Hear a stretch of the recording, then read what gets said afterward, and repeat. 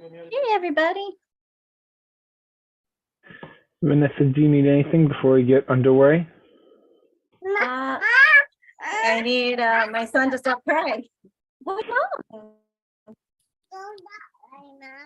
No, mommy's gonna sit right here. No, otherwise okay. I'll probably keep myself muted. I just wanted to say hi and make sure my microphone worked and then like if you unmute me, I'll keep the button live if that makes any sense. Yep. Okay, thanks. Gotcha. So I'm gonna mute myself again. Thank you, David. Hi, everybody else.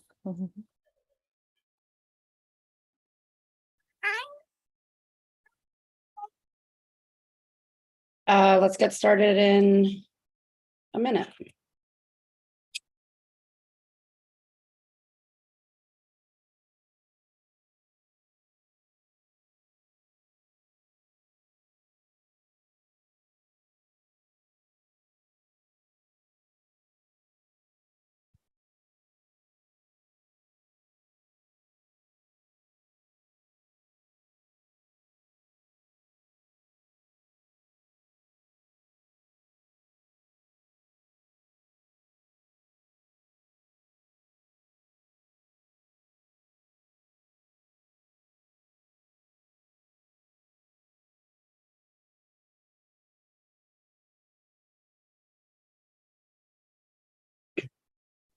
All right, it is 6:30, so we will get started. Thank you everyone for joining, to my fellow co-chair, Vanessa Aronson, all my fellow Community Board 8 board members and members of the public.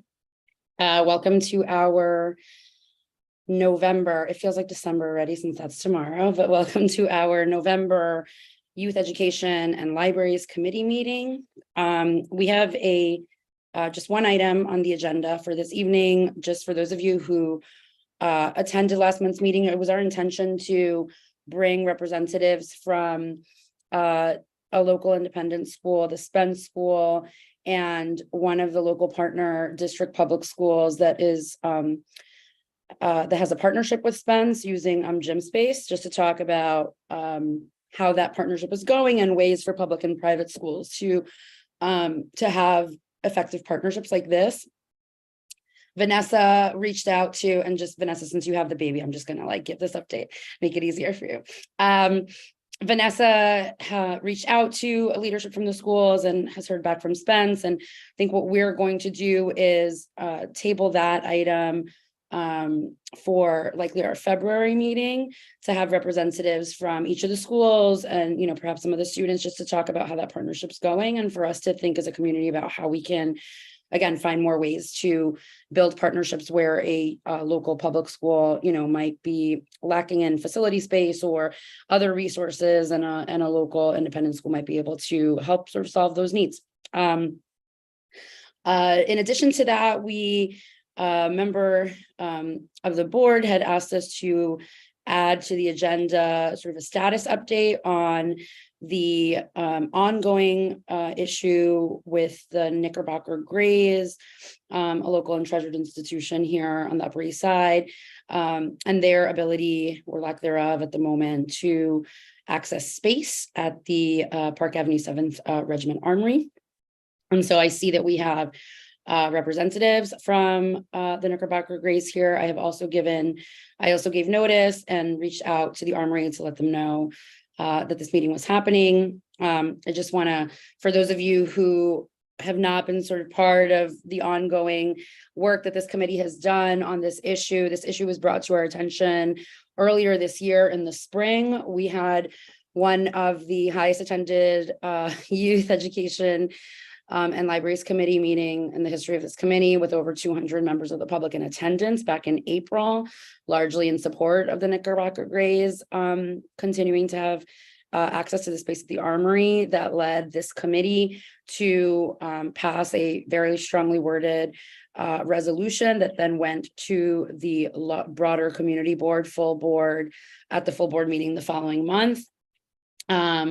That passed, I believe, unanimously in support of the Knickerbocker Grays and the Armory coming to a resolution that allowed for the Grays to get space at the Armory. Since then, and again, I'm going to turn it over to formal representatives from the Grays, but just want to give sort of what the board has done.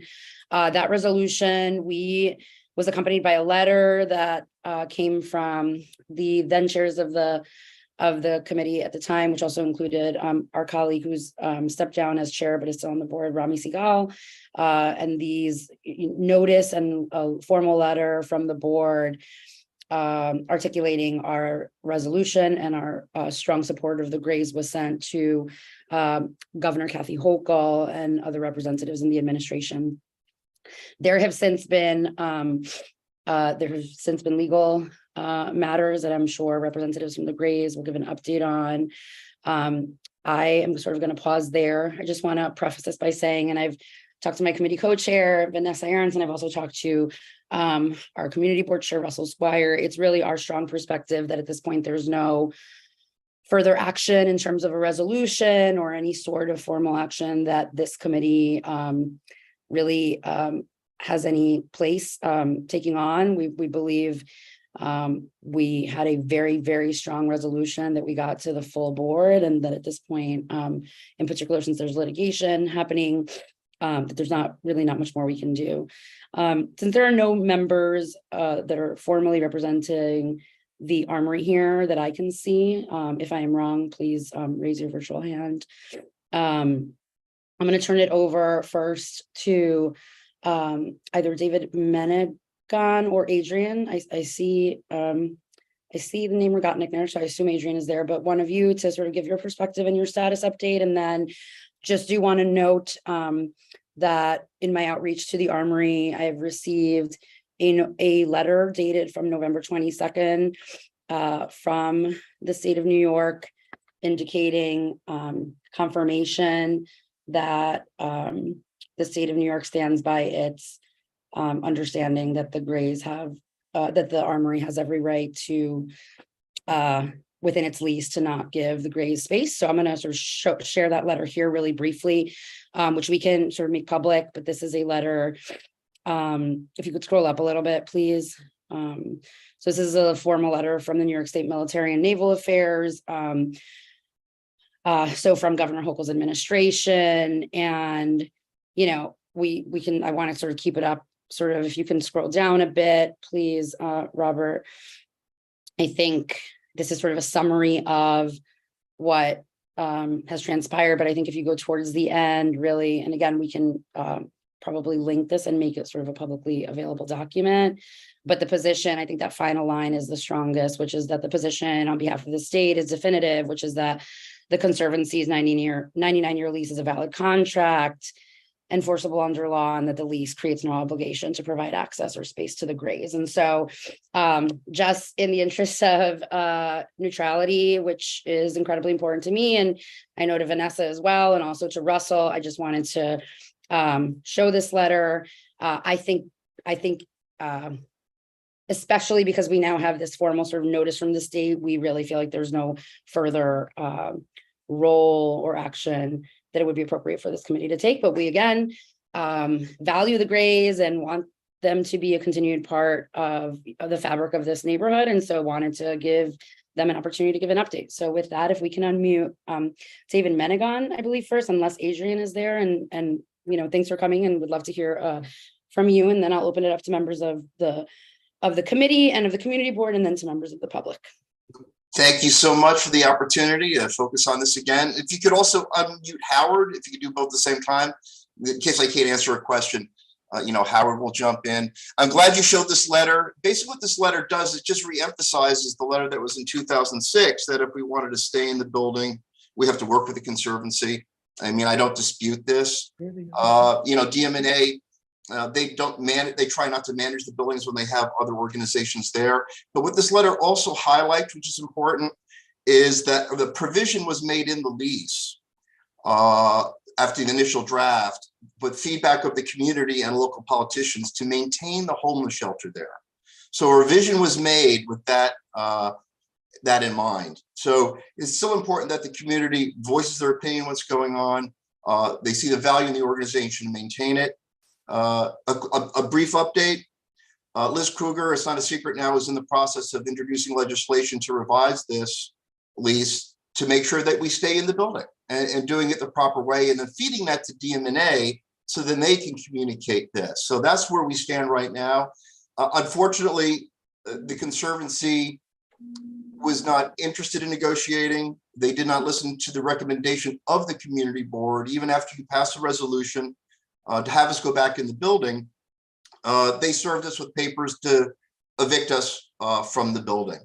And it's a shame that they don't really take in consideration what the local politicians and elected representatives have to say, or this community. And I still think it's up to you to, to voice your opinion that it's an institution that should stay in the building, just like the homeless shelter. If I reflect back on 2006, I was also at those public hearings and I spoke out. And if you remember, if you were there, I even asked for more space from Rebecca in that public hearing. And she actually agreed and said that we'll try to do what we can. So there was never an understanding that the Grays would have been evicted over the past 16 years. And it's disappointing after the past 3 years that have been extremely hostile to the cadets being in the building. Just to give you an example of this, we don't have access to the room. We have to coordinate that. And they have escorts that make sure we go in there. But when veterans and the cadets and families were invited by the 7th Regiment veterans to a public event that we attend to every year, and I usually speak, the Conservancy banned us from the building in retribution that we are wanting to stay in the building. So that type of pettiness and hostility is really unacceptable, particularly in the face of proving to the community over 140 years that we have value. The community has come out in favor of us staying there. And what this really comes down to is, why does the Conservancy want us out?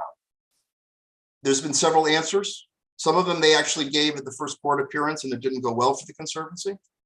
They said that they needed it for handicap access. And the Grays room is in the middle of the building under the stairs, so it's nothing to do with handicap access. They said they need more space. Well, there's plenty of space, I believe, in the building, in my opinion. I think people in this, on the community board, have tried to do a walkthrough, and the ones that did make it to the 2nd floor, so that there was nobody there. And some members of the community board, I believe, were banned from actually touring the building, which I think is alarming in itself. The bottom line is, they don't want to be inconvenienced. They don't want the cadets in there for that 1 hour a week. I'll be frank, I had a meeting with Adam Flato, the chair of the Conservancy, and he made it quite clear to me that there is no place in a performing arts center today for children in uniforms marching around. This is no longer the building, and it's no longer what their image is, and we need to find a home where we're welcome. It's one thing to legislate and try to give us a space there, but you can't legislate people to see value and let us drill for 1 hour a week in that building.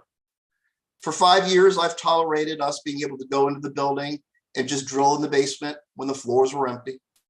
And I knew that it was a matter of time when they would think that 16 years later, nobody would forget the promises made or the value that people see in this.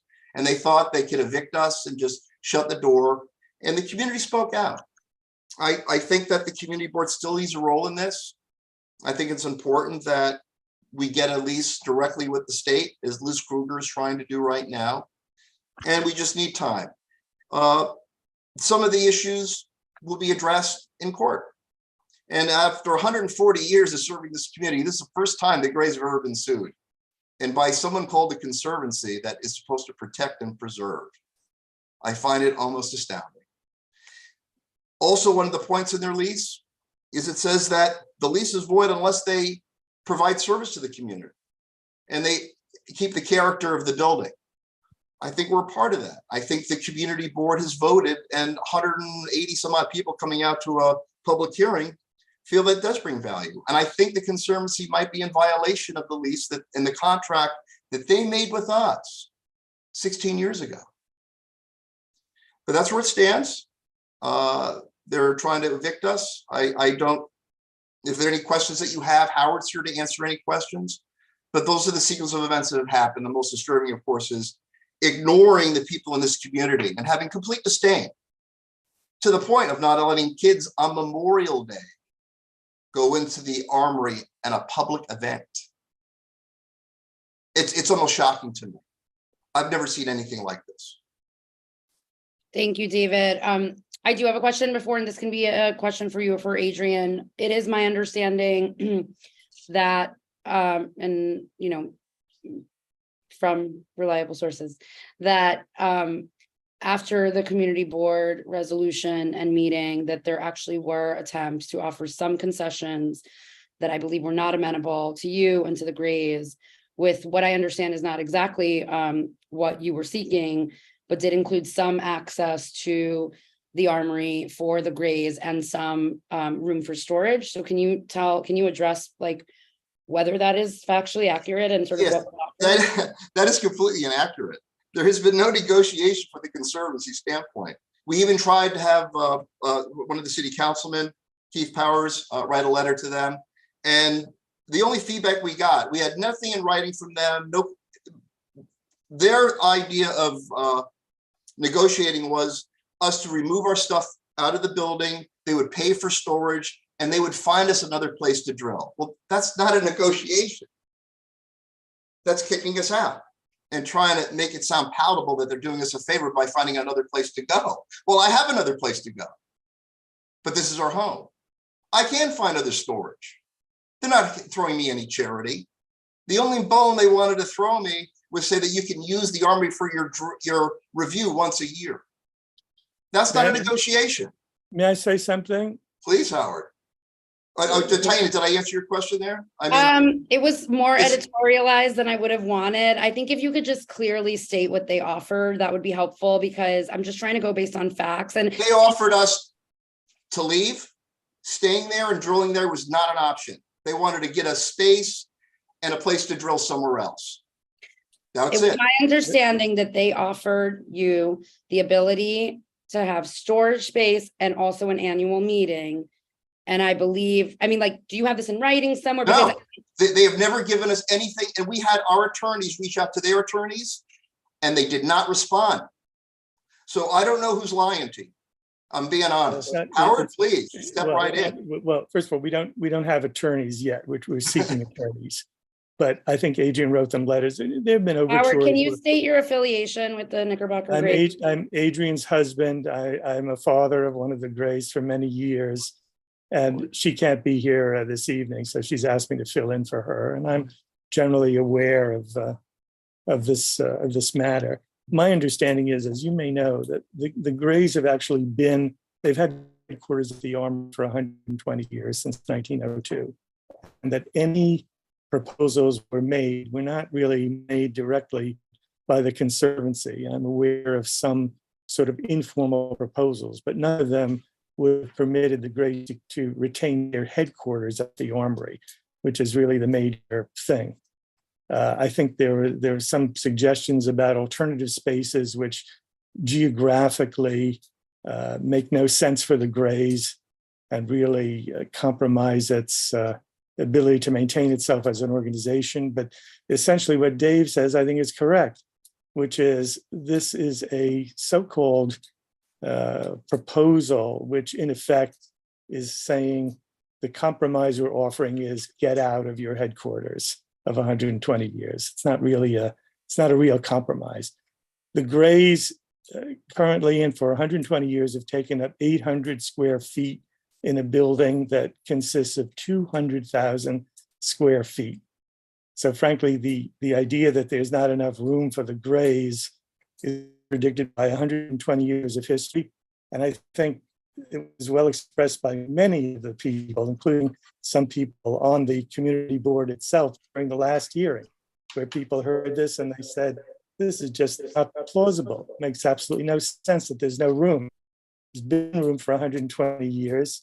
It's a minuscule, it's less than 0.5% of the total space at the Conservancy.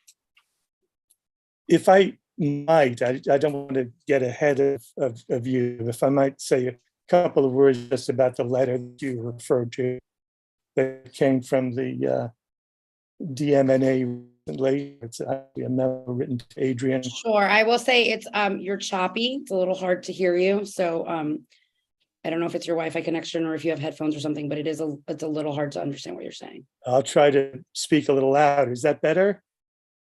It's not, we can hear you. It's not Okay. loud. You're talking, it's that I'll it's do my cutting in best. and out. I don't have earphones. Okay. Let me just say the letter, it's interesting to me. I mean, this letter, it's an effort 16 years after the fact to put a gloss on a letter that originally came from the DMNA in 2006. And they're trying to explain what their position is. I'm not going to say much about it. My sense is that the Grays disagree with a lot that's said in this, and that, as you know, the Conservancy has sued the Grays, and this will come out in court, and it'll ultimately be determined by a judge. But the fact that this is a kind of much belated effort to explain a document that may or may not be of relevance. In any event, the underlying letter from 2006, the meaning of that will be determined by a court. We don't agree with the gloss that the current letter attempts to put on it. In our view, when we read the original 2006 letter, that says a number of things, including if the Grays want to remain in the armory, they are to tell the Conservancy, and the Conservancy has the responsibility to make arrangements for the Grays' access. Okay, so the effort to say no, that's not the case, we don't really regard that as probative. Let's put it that way.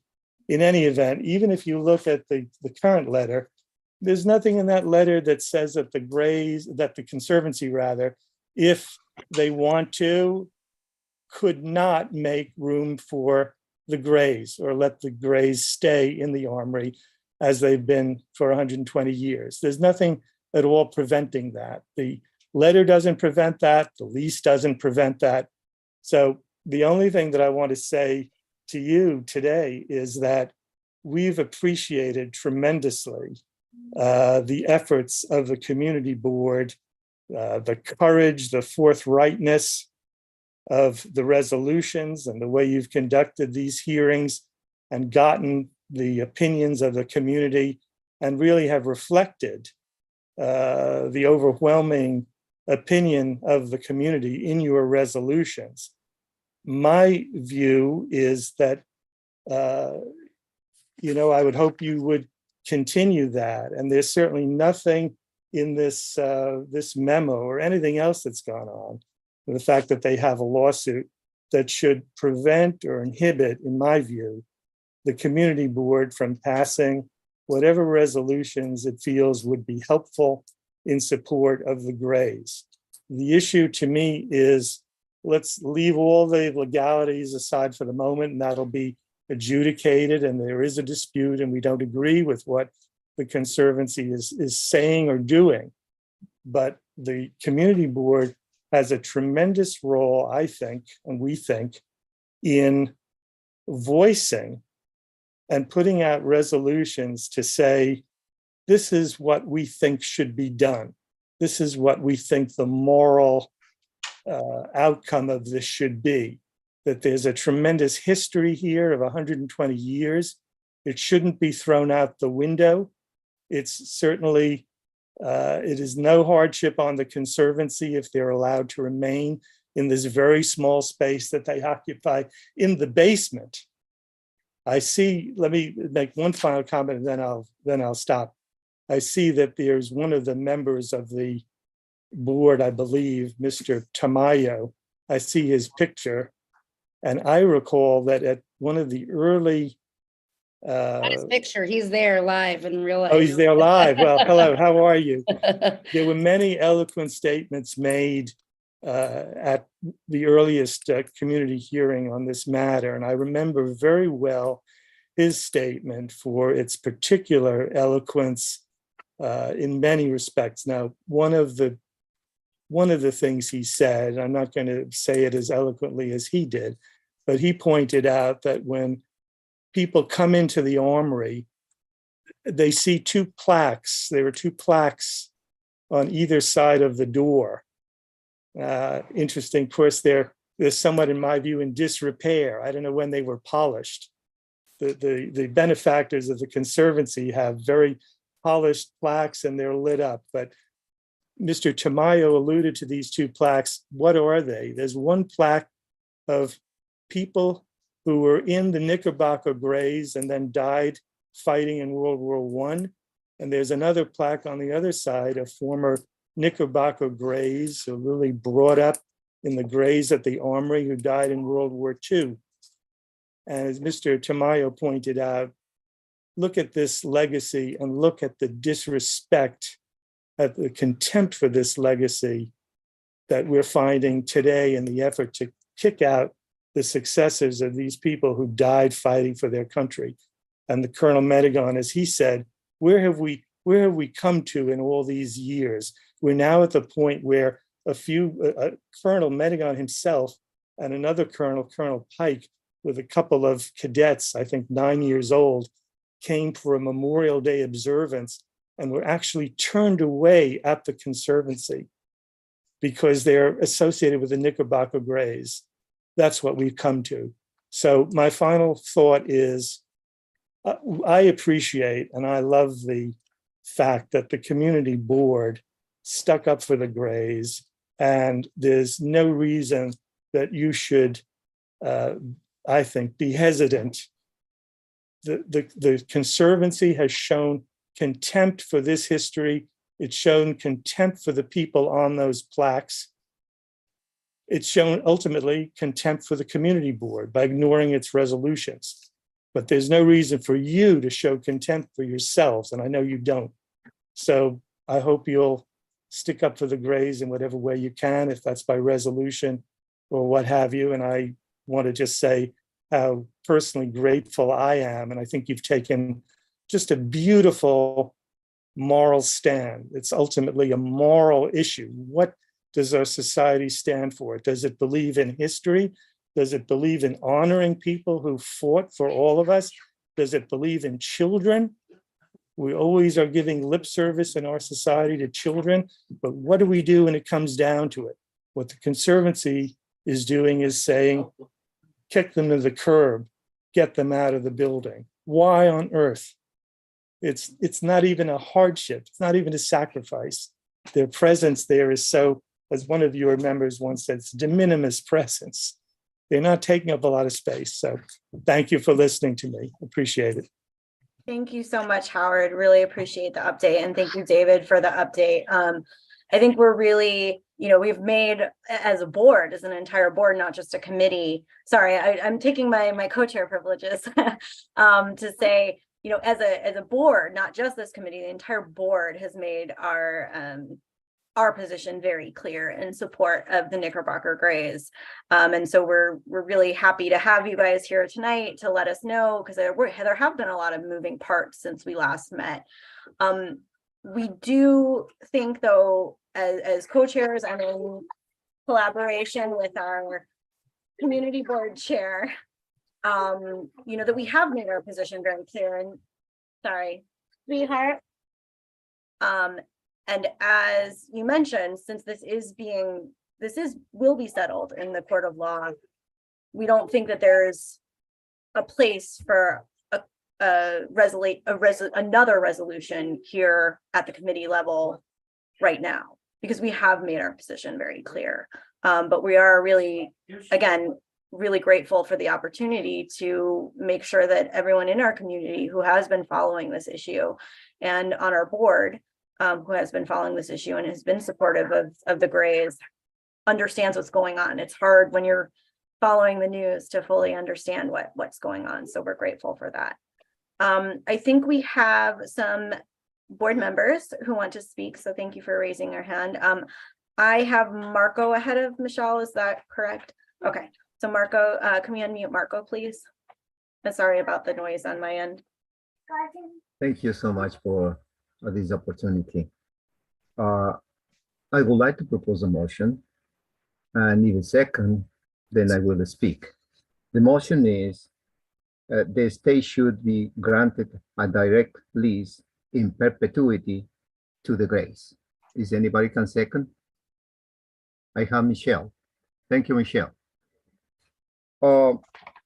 First, let me report what I did in this period of time for the Grays. I went to the department buildings. I was looking for the public assembly permits that it has been issued to this facility. There are several, and especially since they started the new system, and none of them, they refer to going to install any handicap access, except I think is in 1997, actually was issued a public assembly permit. So in this public assembly permit, there is a handicap access for the public. So I contradict what they are saying to you. I don't know how blunt is to say that they need because for the handicap accessible. There is no drawings, there is nothing in the building department because I obtained a copy of the drawings. The second part is there is no room. As an architect, I visit the place. I went all over the place. That's my first time that I went over there. I was very fascinated to go on a military institution, learning how is the design of that period of time. And the corridors on the second floor was empty completely, even though in the big saloon, it was an army of people working for a presentation. So that means there is plenty of room for everybody. And the other issue that I would like to say is the grays produce a very interesting, and they give the character of the military space. So these 3 points that David raised, we have to pay attention. He's an honorable person. He's a veteran, and we have to be grateful for to David. And thank you so much, David, for coming tonight and explaining what is the situation. So the resolution, I'm going to read it as follows. Let me see. Okay, so be it resolved that the Knickerbocker's grades be granted a formal lease directly with the state of New York and the Division of Military and Naval Affairs for space, weekly use, and event space within the 7th Regiment Armory, aka Park Avenue Armory, in perpetuity, effective immediately. Be it resolved that because the Conservancy, in contravention of certain of the community and public goals set forth in the Conservancy's 2006 lease with the state of New York, is continuing its effort, including litigation against the Greys, to prevent the Greys' access to and use of their traditional headquarters space of 120 years at the Park Avenue Armory. And because the Conservancy has ignored the overwhelming public support for the Greys as expressed by and reflected in the resolutions of the Community Board 8 dated May 25, 2020, the Conservancy be denied state and city funding. Be it further resolved that the New York Attorney General is respectfully requested to investigate the Conservancy's financial and expenditure concerning the Armory's restoration, artistic programming, events, and over $46 million in overseas accounts reflected in the Conservancy's 1990 tax return 2015-2020, DVA 7 Regiment Armory Conservancy. Thank you.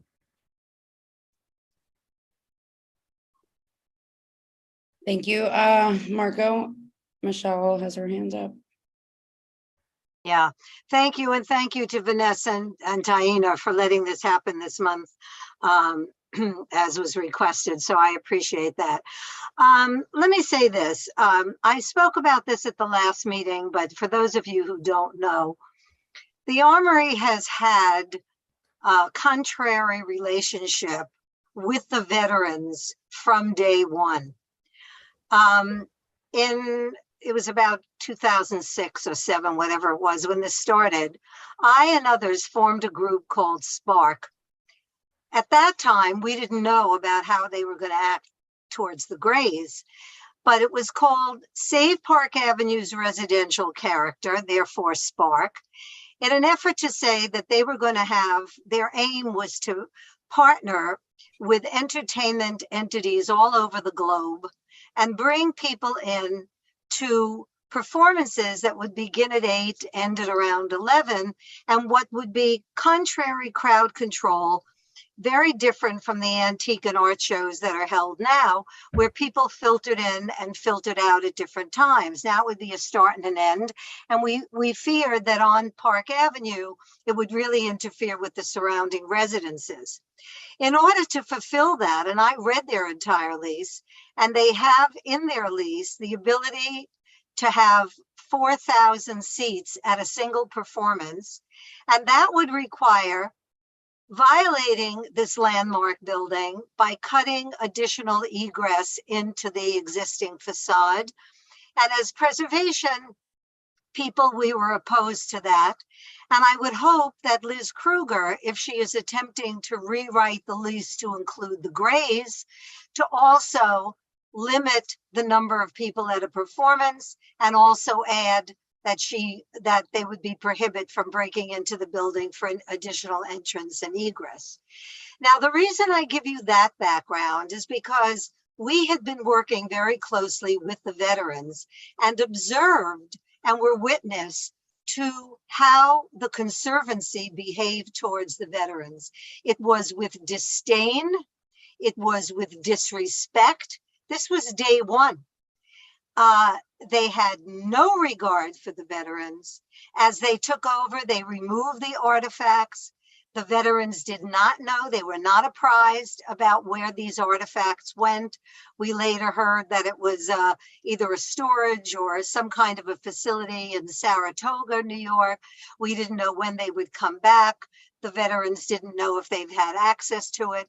So this behavior towards the military, and I think that they see the Grays as part of the military, is consistent with their initial behavior towards the veterans, with a complete lack of regard of their service to the country and their eagerness to change the name of that armory from the 7th Regiment to the Park Avenue Armory. They had no interest in even alluding to the history that was there. It was repugnant at the time, and it's repugnant now. And I think that since in their presentation at one of our meetings, in a video presentation, Ms. Robertson actually bragged and showed pictures of the fact that the Armory hosts children's after-school groups. So somehow groups are, everybody seems to be welcome except anybody in uniform. And that goes from the very oldest veteran to the very, very youngest participant in the Knickerbocker Grays. I think that this is where this, and I'll call it prejudice, is rooted. Now, from those early days of my experience with the Conservancy, I vowed that I would never go to a performance at the Conservancy. I am a theater goer who goes to theater as much as 3 times a week. I am avid, and there are many things at the Armory that might have looked of interest to me. There was only one performance I went to, and that was the trilogy. And I did that because it came from England with good reviews. I did not know it was going to Broadway, and I broke my vow. This vow is now 16 years. I have been to no other performance there, and I will not go. It's interesting to me that because it's a performing arts center, they are basically reliant on public relations, on outreach, on goodwill, on being engaging, on being welcoming to the public, and on certainly being aware or interested in this community's point of view, since we are their theater goers. They apparently don't care. I walked with my feet. Others can do as they like. But I fully support Marco's resolution. I think it's important. I don't, as forceful as the board's resolution was last time, it didn't include anything about signing a lease directly with the state. I can only see one possibility, and I will leave this up to Marco. I want to see that part pass at the committee and at the full board, asking for a direct, lease arrangement with the state. I want to see that pass. If there's concern by Marco or anybody else that the second part of his whereases will stop that from happening, I would then propose that that be broken into 2 resolutions so as not to cause the first resolution to fail. So I'll leave that out there for discussion. I'd like to hear what Marco has to say about it. I'll go with whatever he wants. It's his resolution. I will support it. I just am concerned that with the second part of the resolution, it might give others reason not to support the lease signing part of the resolution. So let me throw that out there for whoever cares to comment on it. And thank you all for listening and for continuing this meeting. And even though the committee and our board chair might feel that we're done with this because it's in the hands of legal, we are not commenting on the lawsuit. Let me make that very clear. The community board does not get involved in lawsuits. We are not doing that. But as an informational entity and a way for the community to vent, make their thoughts known, and as a way to impart information, I hope this committee and any other committee that we deem relevant stays available for the Grays to come to us as needed in the future. So thank you very much.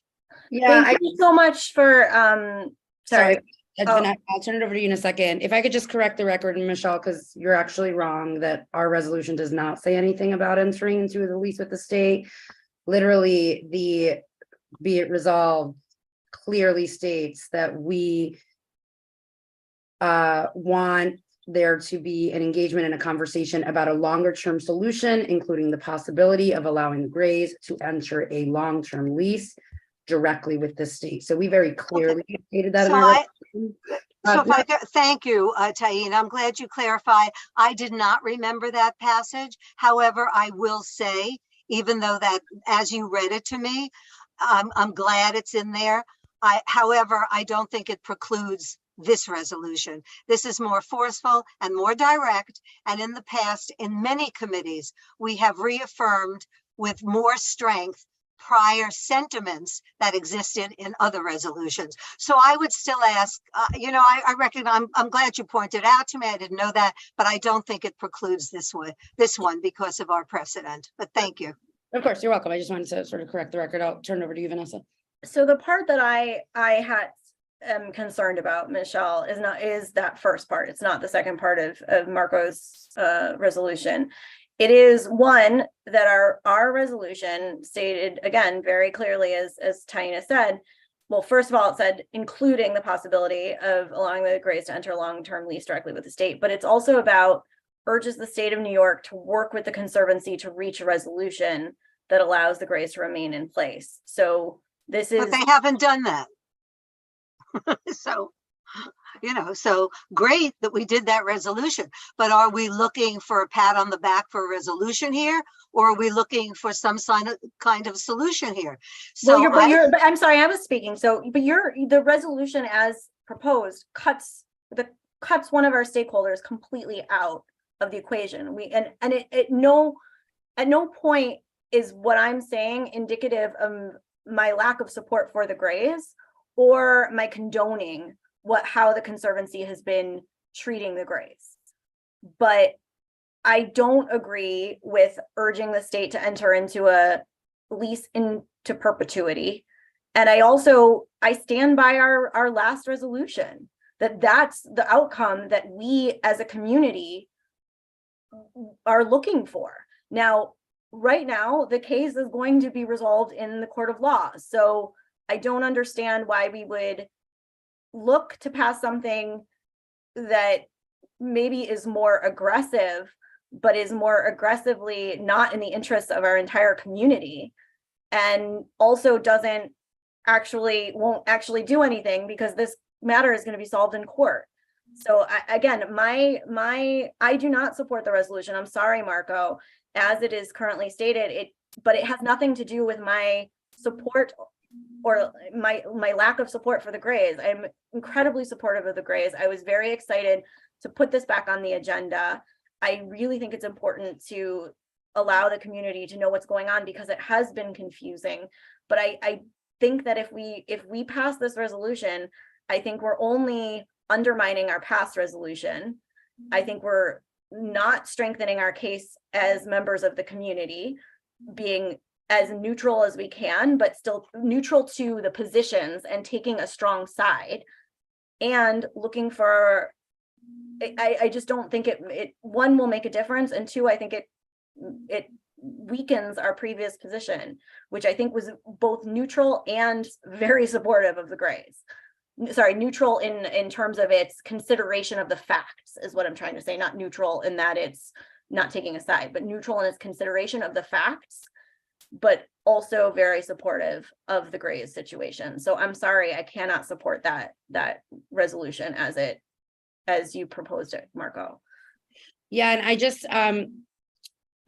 thank you, Robert, who offered to put the resolution up. I just wanted everyone to sort of see it. I think it's important to just emphasize just how strong this resolution was. I think to the point that Vanessa made, I think we were incredibly clear. And I actually think it, like, including that last be it resolved, that where we very explicitly say that we believe that the Conservancy, and we went that extra mile and got a lot of heat for it, to suggest that the Conservancy should even be denied funding from the city and the state if the Grays are not permitted to use the armory. So I can think of no, stronger way to state our support of the Grays staying there. And again, we call for a long-term lease that is directly with the state. I really see nothing new in Marco's resolution, with all due respect, other than this sort of lease in perpetuity, which I'd frankly be uncomfortable calling on a lease in perpetuity for any institution or organization or group. Again, I think and this is, this is a tough position for me to be in. I think I have tried to, and I appreciate your words, Howard. I've tried to, since, I've been involved in this since before Vanessa was sort of co-chairing the committee, have what has felt like playing referee for some pretty contentious committee meetings, and think that, and I hope you all agree, have been fair. And through that fairness, but also being mindful of what we heard from the community, I think we came out with an incredibly, incredibly strong resolution that was almost unanimous in support of the Grays and the Grays staying at the Armory. I too, I just need to state it, along with Vanessa, would not be able to support this resolution. And obviously, I see a hand up from Mahit. I don't know if he, we should unmute him shortly, but that is sort of my opinion. My strong preference would frankly be to table this. I feel especially strongly about that. Withdraw it. Pardon? Oh, I'm sorry. I didn't realize. I was just thinking that rather than tabling it, if Marco would, if it doesn't look like it's going to get support in this committee, rather than it be failed, if he was willing to withdraw it, I wouldn't want to see a table. Then it's hanging out there. So I don't think that's a great idea. I agree. The initial resolution was very strong and very powerful. And if this extra little punch is not going to pass, I don't want it to be seen as softening anything. I think it should be withdrawn. That's up to Marco, but maybe you want to hear what he has to say. I think so. We have Mahit and then Ed Hartzog who have raised their hands. Let's call on them, and then I'm happy to call on Marco to speak to the point that Michelle made. I'm happy to let Marco go since it was a direct great. request to Yeah, him. let's let Marco go since Michelle directly addressed him. If we can unmute Marco.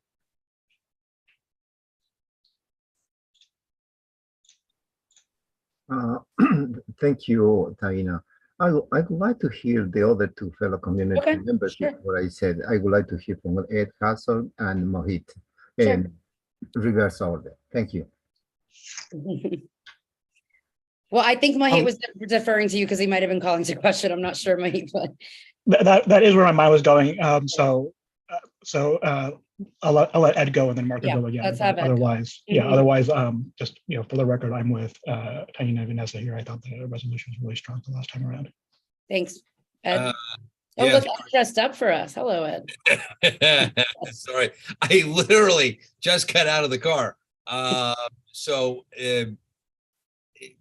two things. I'm not sure where we are in the agenda, but I just wanted to throw out there that it was my understanding for this evening.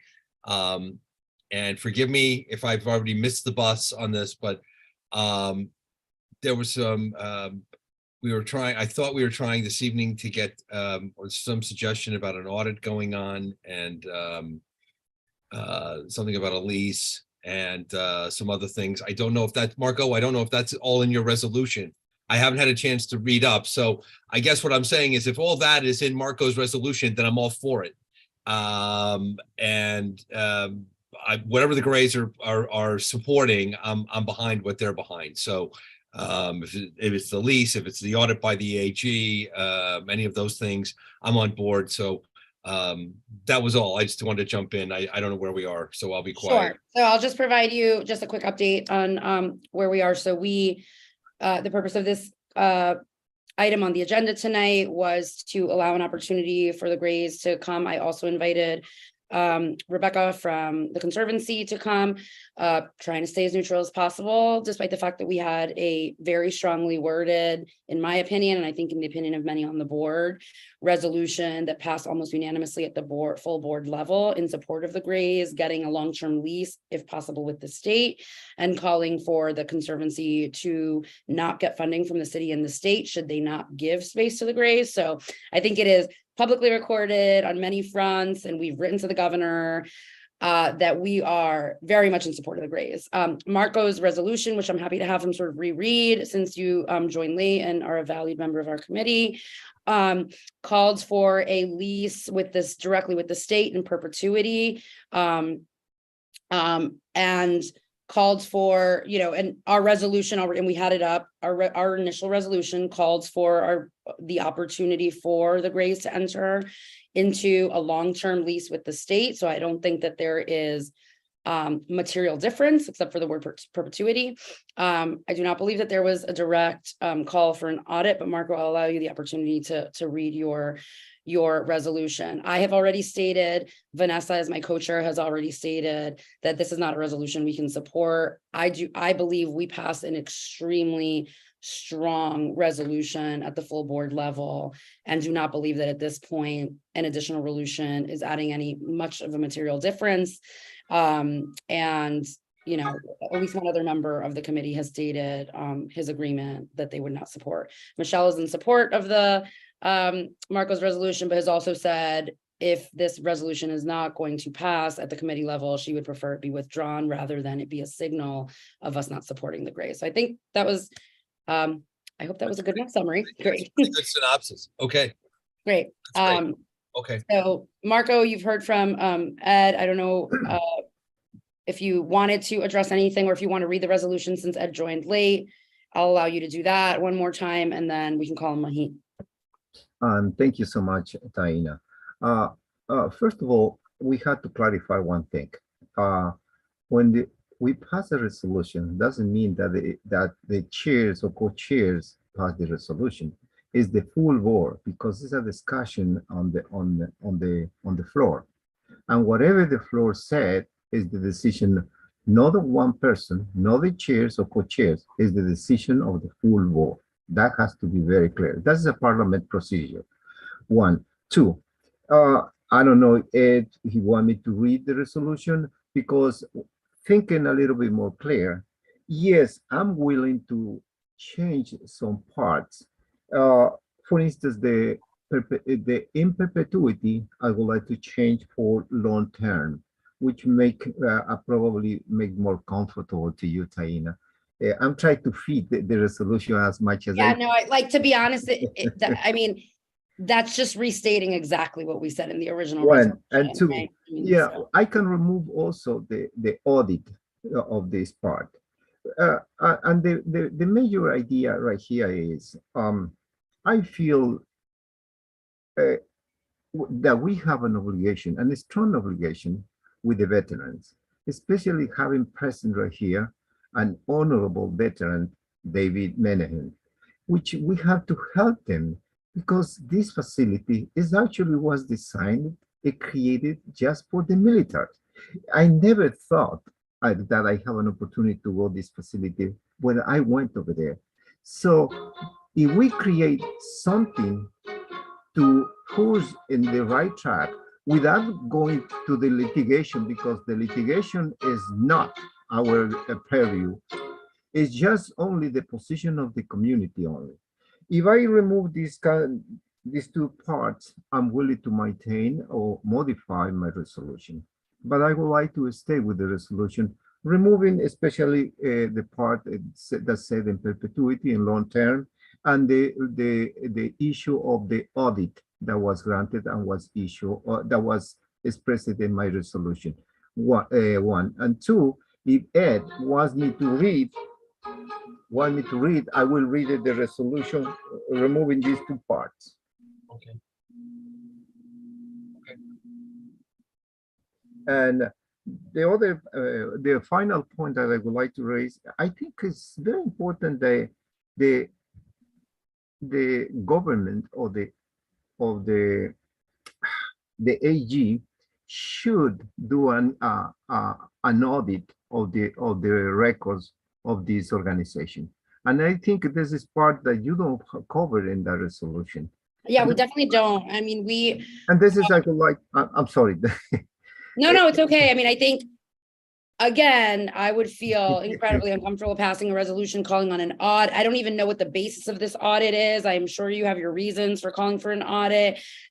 This matter was brought, I apologize, to our attention, not for it to be a review of like the finances of. No, I'm not trying to do right. that. And so I'm just let me just explain.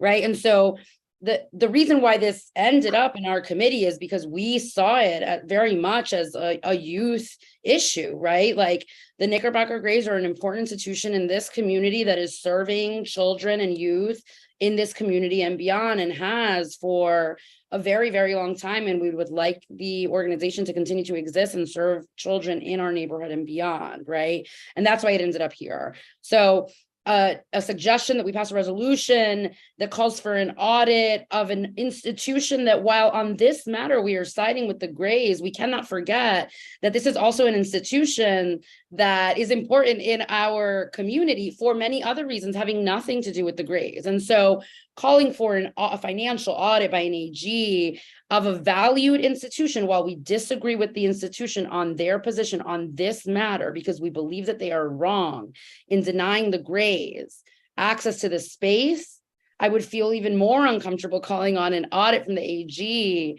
and for that to come out of this committee, which was not, like, that is not how this issue ended up on our agenda ever back in the spring, in particular when there's not a representative from that institution present here. I mean, I would be even more vehemently opposed to something like that. That is just my personal opinion. And again, we all can sort of disagree and somebody can call to question, or the motion can be, I cannot support any version of that resolution. So. Okay, so Ed, you want me to read the resolution, or you? Sure, yeah, read it, please. Or you are fine with these comments?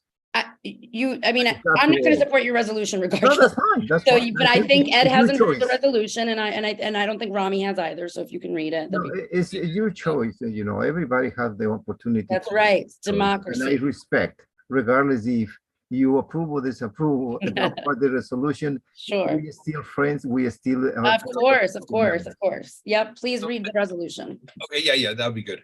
Okay. So let me read. I'm gonna remove the section, some part of the section. Okay, Be it resolved that the Knickerbocker's grade be granted a formal lease directly with the state of New York and the Division of Military and Naval Affairs for space. Weekly use and event space within the 7th Regiment Armory, aka Park Avenue Armory, and no in perpetuity, in a long term effective immediately. Be it resolved that because the Conservancy, in contradiction of certain of the community and public goals set forth in the Conservancy 2006 lease with the state of New York, is continue its efforts, including litigation against the Grays, to prevent the Grays' access to and use of their traditional headquarters space of 120 years at the Park Avenue Armory. And because the Conservancy has ignored the overwhelming public support for the Grays as expressed by and reflected in the resolution of Community Board 8 dated May 25th, 2022, the Conservancy be denied state and city funds. Be it further resolved that the State Attorney General is respectfully requested to investigate the Conservancy's financials and expenditure concerning the Armory restoration, artistic programming, events, and over $46 million in overseas accounts reflected in the Conservancy's 1990 tax return 2015 to 20, DBA 7 Regiment Armory Conservancy. Thank you. So, well, is Mohit has the last word, I guess.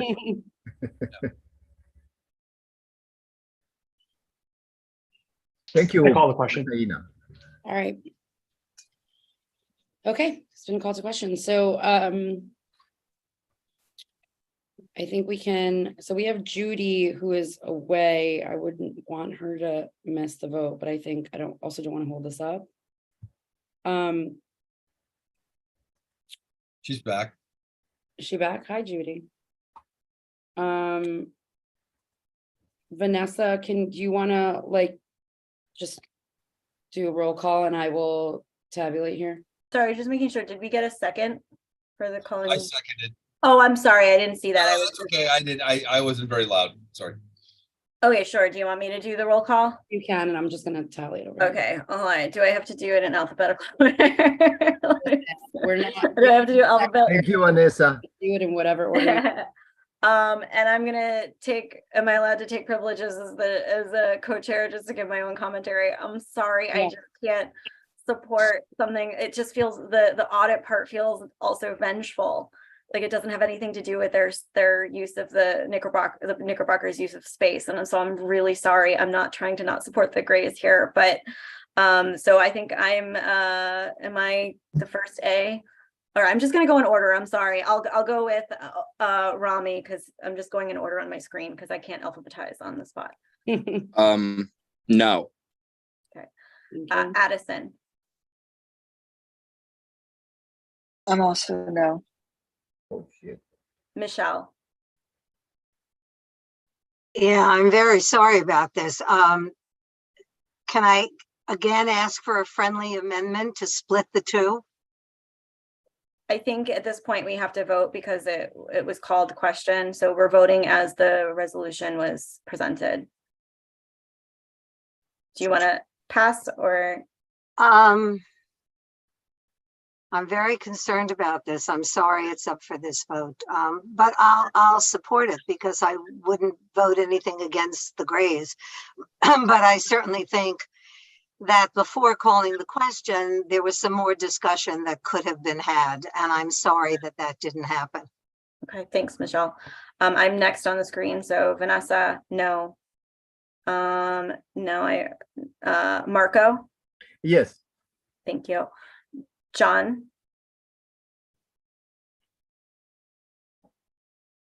I have a question. I'm not sure if I have to abstain from this vote as I sit on the board of the Grays and my child is also a member. Unless you have any unless you have any financial like interest in the Grays, you do not have to abstain from this. Having no financial interest, I'll vote for the amendment. Okay. So now my screen switched. Mohit, did I call on you yet? You did not. Okay, Mohit's next. I'll vote no. Taina, No. Judy, No. Didn't pass. I didn't even get to vote. Yeah. oh, Ed, you're not starred. I'm sorry. Why are you not starred? Ed, I didn't get to vote. Yes. I'm sorry, Ed. I was going by the asterisks at the start of our name. I did not mean that. Thank you. Did we catch everyone? So what is that, Ty? What's the? That is, the resolution does not pass. It was 6 no's and 4 yeses. I think it's 4. I'm sorry, 5. I might know wrong. But didn't pass. So that, yeah, I just want to read it just so that just transparency and if I miss anyone. Rami Segal, no. Taina Barrero, no. Vanessa Aronson, no. Addison Lev, no. Judy Schneider, no. Mohit Agarwal, no. Michelle Birnbaum, yes. Marco Tamayo, yes. John Phillips, yes. Ed Hartzog, yes. Did I miss anyone? Right. 4, that's correct. Yeah. Okay. I think I just want to echo. Thank you for everything. Of course. And I just Howard, and please communicate this to Adrian. And I think, David, who thank you for coming. I think this is, and I'm sure Michelle, you feel the same way. I did not want this to come down to this kind of vote. I think I stand by what I said. We are on record, hours and hours of committee meetings and dialogue and votes and on paper with written resolutions that have passed almost unanimously board wide on a board where that doesn't happen often, in very clear support of the Grays. We've, been in, articles about it. We've written to the governor. Our explicit support of the Grays remains true. And so just know that you can count on this board to stand by our initial resolution that passed board wide, and that, you are always welcome to come to this committee. And, we thank you. And obviously, like, you can count on us for support. I think this was not how I wanted this to go, and just, hope that, that you can continue to count on our support and our stance, which was very clearly stated. Looks like Judy has her hand up. Yeah, if we can unmute Judy. I never know how to use those things. David and Howard, I think you know that everyone here at this meeting has your support, even though the resolution didn't pass. Taina, I'd like to ask you a question about what you just said. You said we wrote to the governor. Did we ever get a response from the governor, and what did she say? And if not, should we be following up with the governor? We did not. I don't know if Russell's not on, which is a shame. I mean, I would have.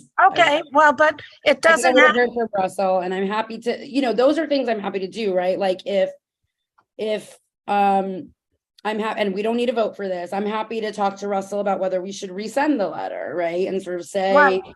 And say, look, we're sort of upping this because this came to the committee and the situation has changed and there's now litigation, and just want to make sure that you're aware that we got the November letter sent. I'm happy to work with Russell to do that, to just resend the letter and re-emphasize our strong support. So I definitely, I'm fairly certain, for those of you who have been on the board longer than me, like Ed and Michelle, correct me if I'm wrong, I don't think I need to vote for that. I think I can just talk to Russell. You can do that. You can absolutely do that.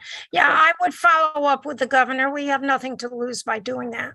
Okay, happy to do that. I think I think we also sent it to all the local elected officials, so I'm happy to do that, but I think obviously it's clear that this is, this sort of falls on the state, so I will make sure that the support of the Grays is restated and that we make it clear that we are aware of the letter that came from the state and that we want to make sure that the governor's office and the state is aware that this board has very clearly stated its opinion.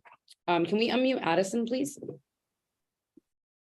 Yeah, sorry, very quickly. And Taina, let me know if I'm out of order on this, but I just wanted to publicly express, despite the fact that I voted no on this resolution, I did want to reaffirm my support for the Grays.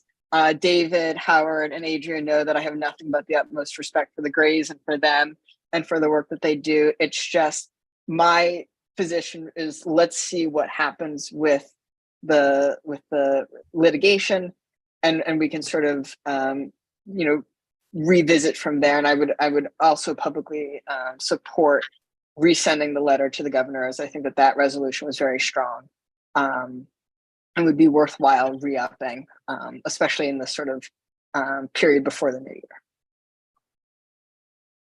Thanks, Addison. Thanks.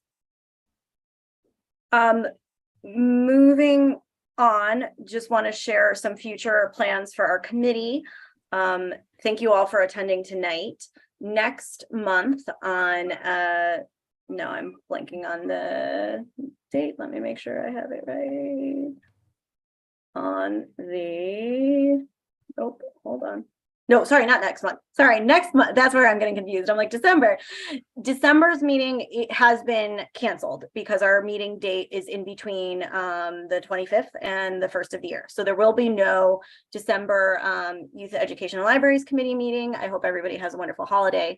In January, that's what I was looking for the date. I believe it's January 20th. No, am I blanking on the date? You can explain what it is and I'll look up the date. Okay, Diana's gonna get the date. We are joining the Women and Families Committee for a joint meeting. We will be discussing the January 25th. Sorry. January 25th. Sorry, everybody. January 25th. We'll be holding a joint meeting with the Women and Families Committee, and we will be discussing Council Member Julie Menin's Universal Childcare Package bill that was just passed. So we're excited to, we discussed this a couple months ago, but that was before the package was passed. So this will be an opportunity to talk about the legislation now. And then in February, we are aiming to have a meeting about public-private partnerships within our district. Taina mentioned this at the beginning because it was originally slated for tonight, but we're hoping to move that meeting to our February meeting, which will be about highlighting a partnership between some local schools in the area, Spence, which is a local independent school, 151, PS 151 and PS 527, partnering together on the use of athletic space. So that's youth education and libraries. Does anybody have any new business? Oh, is that a hand raised? Howard, sorry, I didn't see that you had a hand raised. Can we unmute Howard? Thank you.